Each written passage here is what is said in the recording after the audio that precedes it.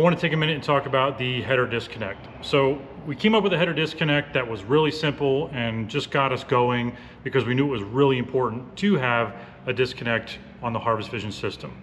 But it's not the greatest. We are actually working with Havas Corporation, one of our partners, to come up with a much better disconnect. But right now, this is what we have, but we've had some questions on exactly how it works. So it's kind of in an exploded view right here, but it will come connected with the cables that stay on the side of the combine, that connect to the switch, that ultimately connect to the farm book inside the machine. The cameras will come with their cables also already connected to them. It's up to you whether you want this orientated so that it's going down into the combine or up into the combine. It's entirely up to you.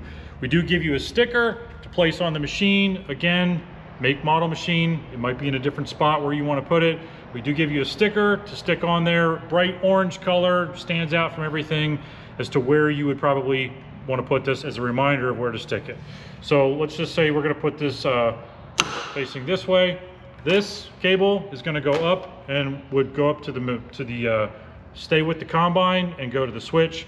Then you would have this apart. You would put this on the camera, and then this actually is split right here so it can come open, wrap it around the cable, just sort of feed this in to the housing, and this would all again be on the cable. You screw it down and just screw it so it's snug. We've had some people that really torque these things down hard and it cracks the RJ45 connection inside. You don't need to do that, just put it nice and snug. Cable would be coming out of here and you just plug it into here and then just screw this on. It's completely waterproof. Everything is sealed from the elements, and it's as simple as that. We know it takes a little bit more time than just a plug and unplug. We're working on something a whole lot better, but this does keep everything protected, keeps the dust, dirt, water, snow, whatever, everything, all the elements out, and it keeps everything nice and dry.